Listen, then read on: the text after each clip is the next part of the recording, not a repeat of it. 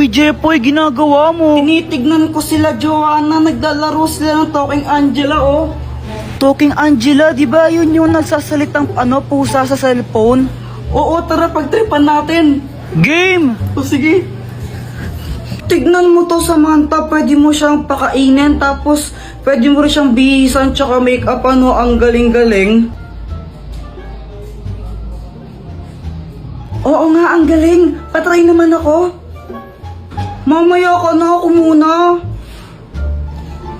Damot naman nito. Anong sabi mo? Wala. Sabi ko, laruin mo lang yan, tapos ako naman next. Ganito yung gawin natin. Takutin natin sila. Tapos, magkunwari kang pusang multo, no? Sige. Sige, tara na. Tignan mo, gagayahin yung sinasabi ko, no? Hello, hello, hello, hi! Ang galing, no? Hoy, Joanna, ano yung nilalaro nyo? Talking Angela. Patry din ako niyan. Ay, hindi. Magugulo ka lang na naman yan, eh. Hindi nyo alam yung story ni Talking Angela?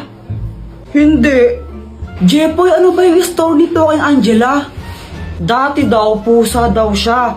Tapos, pinatay siya. Ngayon, nagpaparamdam siya tuwing alas 3 ng madaling araw. Alas 3 naman pala ng madaling araw siya nagmumulto, ang aga-aga po. Oo, dati alas 3 lang ng madaling araw siya nagpaparamdam. Pero ngayon, kahit umaga, tanghali, gabi, nagpaparamdam na siya. Tapos kinakain niya yung mga biktima niya. Hala, grabe, nakakatakot naman yun.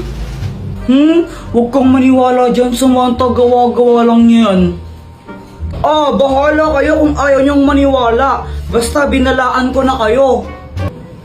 Talaga? Yaw!